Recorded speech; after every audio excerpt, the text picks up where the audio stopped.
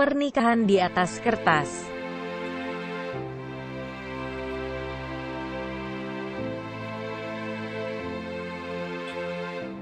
Jangan lupa subscribe ya, dukungan kalian untuk berkembangnya channel Novelku. Jangan lupa tersenyum. Kamu berhak bahagia, setidaknya untuk orang-orang yang kamu sayangi. Jangan lupa jaga kesehatan ya.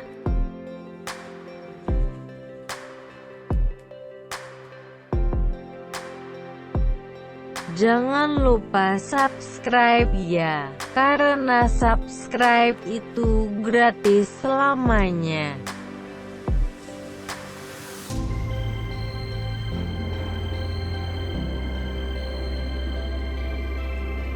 Chapter 86.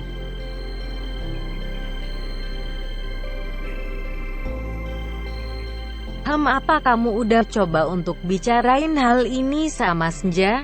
Maksud papa, pelan-pelan aja bicaranya, dari hati ke hati, supaya Senja bisa mengerti dan mau untuk menindaklanjuti semuanya. Kamu belum bilang gitu ya? Tanya Haris menghela nafasnya. Haris masih mencoba untuk membujuk sang putra untuk segera menindaklanjuti tentang segala permasalahan yang ada. Pelaku sudah diketahui posisinya, saksi dan bukti juga sudah bersiap pada tempatnya. Lalu,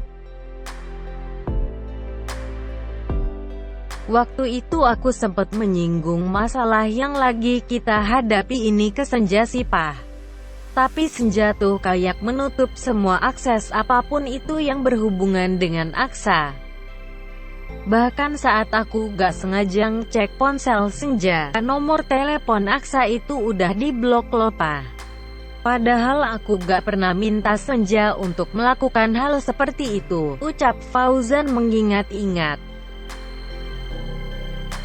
Apa Senja membenci Aksa? Tanya Haris yang cukup terkejut. Fauzan hanya menganggukkan kepalanya untuk mengiyakan ucapan Haris. Mau mengelak, nampaknya tidak perlu, karena memang sebenarnya itulah yang tengah terjadi di tengah mereka. Jadi ternyata Senja udah benar-benar membenci Aksa ya? Papa mengerti sih apa yang dirasakan Senja.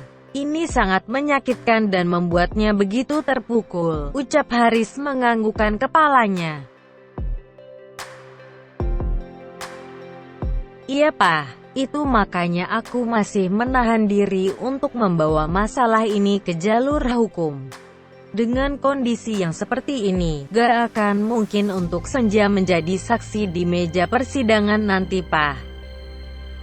Senja itu kan termasuk korban, jadi keterangan dari Senja itu sangat penting untuk memberatkan hukuman Aksa. Tapi kalau Senja sendiri aja gak mau ketemu Aksa, bahkan gak mau lagi dengar nama Aksa, lalu bagaimana caranya untuk dia memberikan keterangan Pak? Tanya Fauzan bertanya balik. Haris merasa pembicaraan seolah berhenti dengan tidak mendapatkan jawaban yang baik. Kondisi Senja sebagai korban yang masih tidak memungkinkan untuk bisa memberikan keterangan, tengah menjadi penghalang untuk kasus tersebut. Nanti kalau kondisi psikis Senja udah jauh lebih baik dari sekarang, aku akan membahas hal ini lagi sama Senja ya Pak. Aku juga berharapnya bisa secepatnya untuk segera menyelesaikan kasus ini Pak, ucap Fauzan menatap sang ayah serius. Papa boleh kan kerahkan beberapa orang mata-mata suruhan Papa untuk menjaga keberadaan Aksa. Karena Papa gak mau kalau nanti Senja udah bisa diajak kompromi. Justru malah keberadaan Aksa yang malah menghilang, seru Haris seraya tak ingin dibantah lagi. Fauzan benar-benar mengerti bagaimana sifat overprotektif sang ayah. Bahkan sebenarnya bisa jauh lebih mengerikan dari hal ini. Karena ia begitu mengenal sang ayah yang termasuk salah satu orang yang gak akan pernah menyerah dalam ambisinya. Terserah papa aja. Aku yakin papa punya rencana yang jauh lebih matang dan tersusun. Berarti tugas aku cuma untuk meyakinin Senja ya? Oke, baiklah. Nanti kalau waktunya udah pas, aku akan kabarin papa, jawab Fauzan memutuskan. Nah gitu dong, papa kasih kamu waktu sampai bulan depan. Kalau sampai kamu belum bisa juga berbicara baik-baik dengan Senja, papa akan turun tangan sendiri untuk semuanya. Papa gak bisa terus-terusan nungguin keputusan kamu. Kelamaan, seru Haris sambil meninggalkan Fauzan sendirian di ruang kerjanya. Fauzan menghela nafas yang kasar saat melihat sang ayah keluar dari ruangannya. Ia memang sangat mengerti dengan apa yang dikhawatirkan oleh sang ayah. Tapi mau bagaimana lagi? Untuk masalah psikis tidak bisa sembarangan. Papa, kalau punya kemauan harus selalu tepat sasaran dan gak bisa ditunda-tunda sedikit pun. Aku ngerti apa yang papa mau, tapi aku juga gak bisa memaksakan kehendak papa ke Senja. Ngertiin aku ya pa. Semoga papa bisa lebih paham dengan psikis Senja saat ini, gumam Fauzan sambil menatap punggung sang ayah. Sedangkan Haris terus melangkahkan kakinya untuk meninggalkan kantor. Dengan diikuti sang supir yang sudah bersiap di lobi, Haris langsung masuk ke dalam mobil dan kembali pulang ke rumah. Kemacetan kota metropolitan ditembus dengan kecepatan yang sedang. Kepadatan yang membuat sesak semakin menciptakan kekeruhan dalam pikiran Haris. Ia semakin tak bisa berpikir lebih jernih dari itu.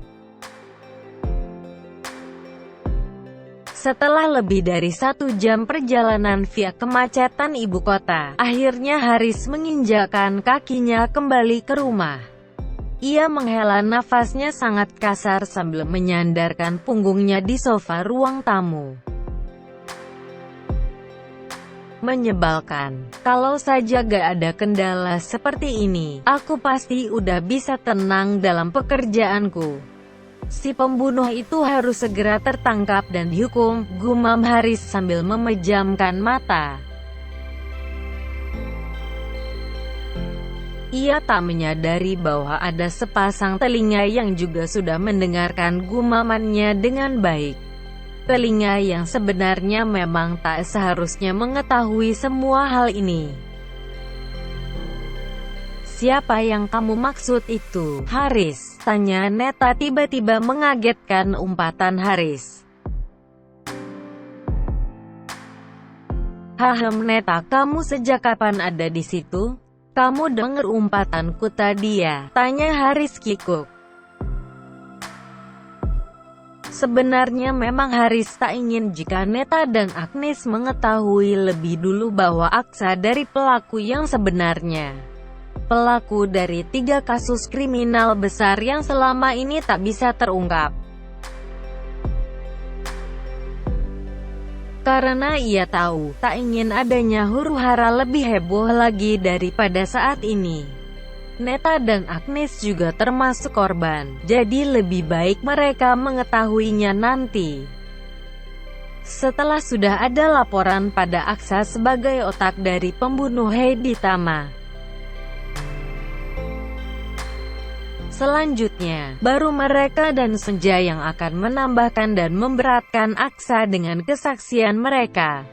Sebagai korban, ya, korban yang sebenarnya tak memiliki dosa apa-apa pada Aksa. Iya, aku dengar semua yang kamu ucapkan. Untuk siapa? Pembunuh itu. Siapa yang kamu maksud sebenarnya? Apa ini ada hubungannya dengan kejadian keguguran Senja juga? Tanya Neta penasaran. Ya kamu benar, pelaku yang ini, yang aku maksud. Itu adalah pelaku yang sama dengan membunuh Heidi Tama dan istrinya. Dia juga yang udah jadi otak percobaan pembunuhan kamu dan Agnes. Bahkan dia juga yang udah merencanakan dengan sangat matang untuk bisa membuat janin Senja keguguran kemarin. Semua kasus itu mengarah di satu nama yang sama. Siapa? Siapa yang udah begitu jahatnya dengan keluarga kita, Haris? Kamu harus usut tuntas masalah ini. Ini kejahatan kelas atas. Aku yakin, kamu pasti punya alasan kenapa kamu masih belum membawa kasus ini untuk ditindaklanjuti ke jalur hukum. Iya kan? Tanya Neta kesal.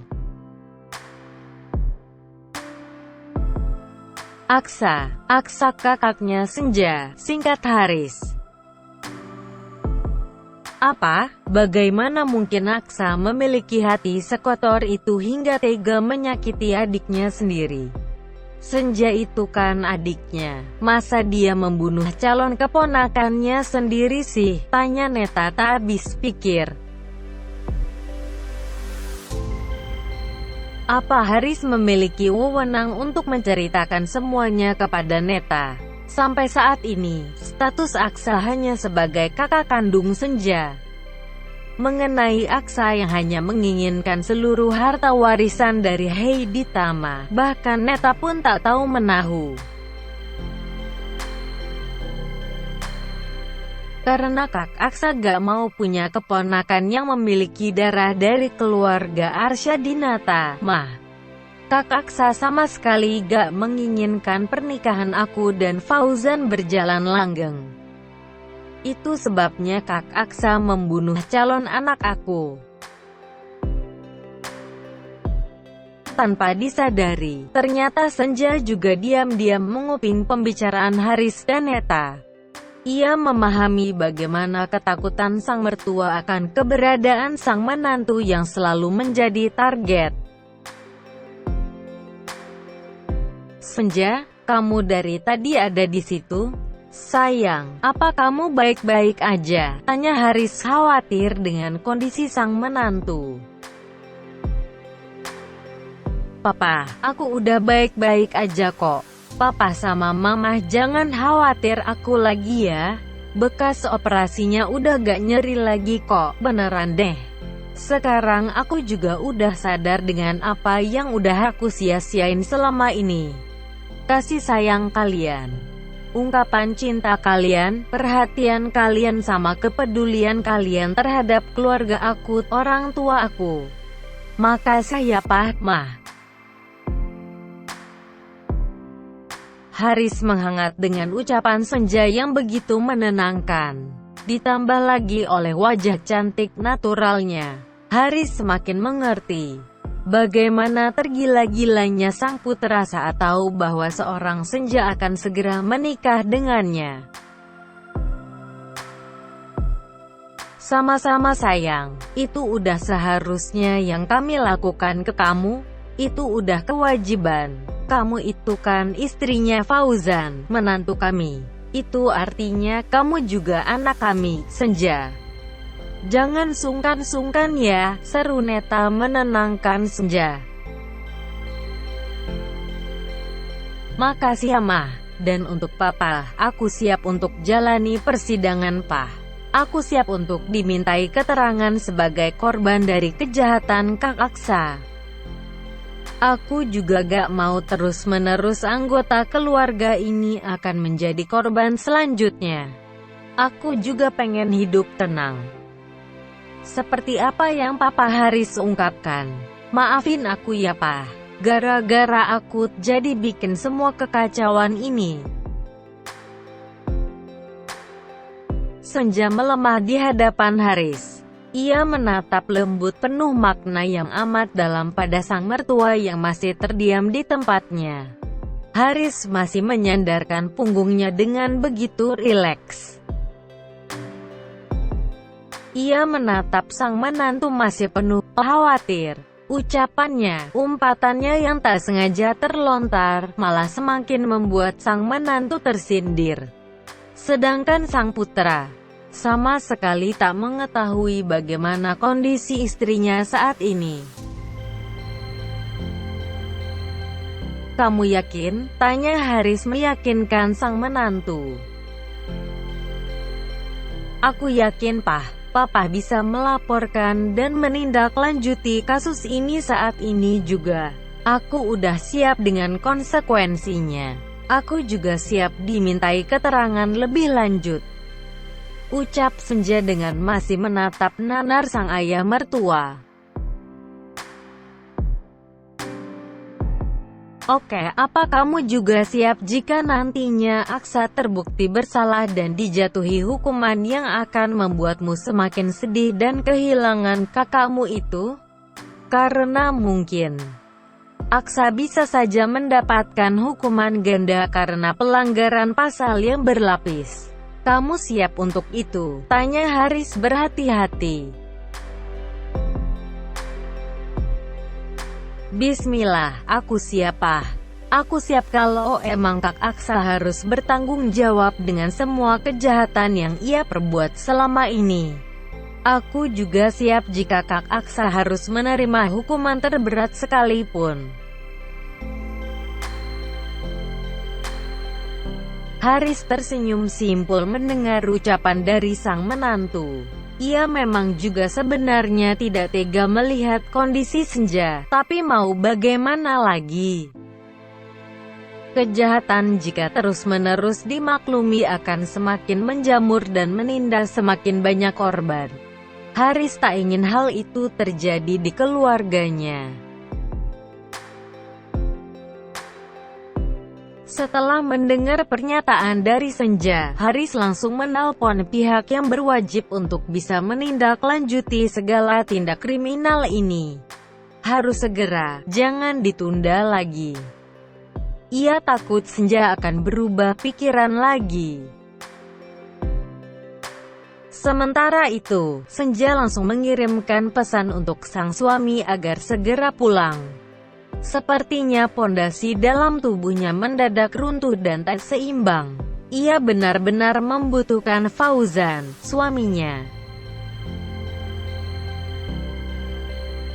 "Fauzan, apa pekerjaanmu untuk hari ini udah selesai? Apa kamu bisa pulang ke rumah untuk sekarang?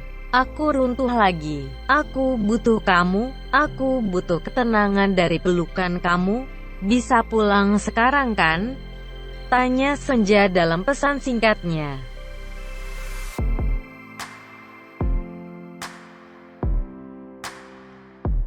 Di sebuah aula, Agnes terlihat duduk sendiri menepi dari segala hiruk-pikuk megahnya acara.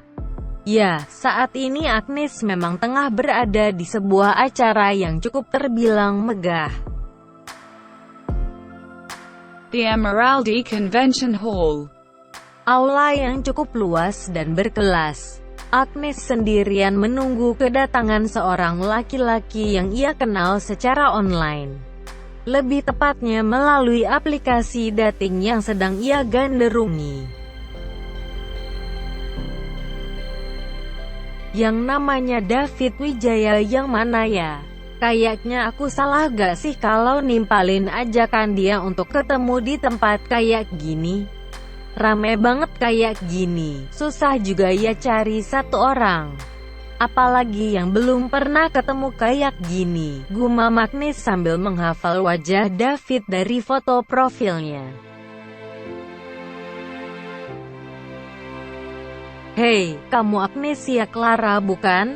Aku David Wijaya," ucap David menghampiri Agnes yang tengah sibuk dengan ponselnya. Iya aku Agnes. Kamu David yang kita kenalan lewat aplikasi dating online?" tanya Agnes meyakinkan. Laki-laki itu hanya menganggukkan kepalanya sambil tersenyum simpul. Ia mengiyakan ucapan Agnes sambil terus memandangi wajah Agnes yang terlihat begitu manis untuknya. Sedangkan Agnes, sama seperti laki-laki di hadapannya saat itu, ia juga terpesona dengan senyuman dan ketampanan David yang ia nilai lebih tampan dari di foto. Benar-benar langka bukan hal seperti ini. Senang bertemu dan berkenalan denganmu, David, ucap Agnes mengalihkan pembicaraan. Senang bertemu dan berkenalan juga denganmu, Agnes. Ternyata kamu jauh lebih cantik aslinya dibanding di foto ya. Oh iya, seperti yang aku bilang ke kamu, kalau aku sebagai undangan di acara ini. Jadi kamu dampingi aku ya untuk duduk di kursi tamu undangan di sebelah sana, ujar David sambil menunjuk area tamu undangan VVIP. Dampingi kamu, apa gak berlebihan? Kita kan belum ada 1 jam bertemu, masa aku udah dapat kehormatan seperti itu? Tanya Agnes ragu-ragu. Tentu aja, ya, mungkin terlihat mustahil dan cenderung terburu-buru, tapi melangkah untuk menjadi baik gak salah dong. Mulai sekarang kamu jadi bagian spesial dari hidup aku. Kamu mau kan?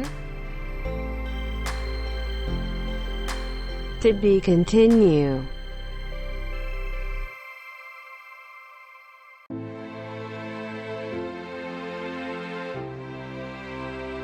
Jangan lupa subscribe dan follow Instagramku Yao.